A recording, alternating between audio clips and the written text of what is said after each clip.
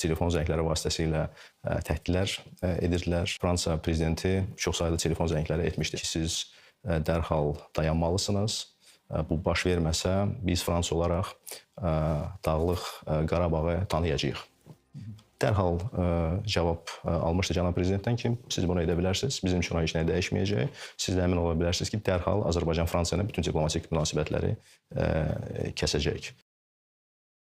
44 günlük Vətən müharibəsi zamanı, sonradan 2000-ci, 2023-cü ilə kimi çoxsaylı Birləşmiş Millətlər Təşkilatının Təhlükəsizlik Şurasına məsələni daşımaq cəhdləri oldu və məsələ daşındı.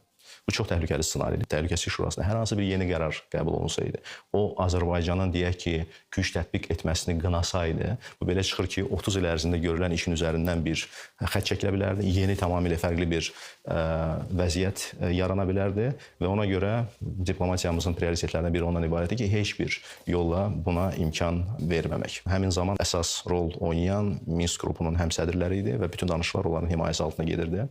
Və bu müddət ərzində 3 dəfə həmsədr ölkələri tərəfindən danışıqlar təşkil edildi. Onların hər birinin fərqli cəhətləri var.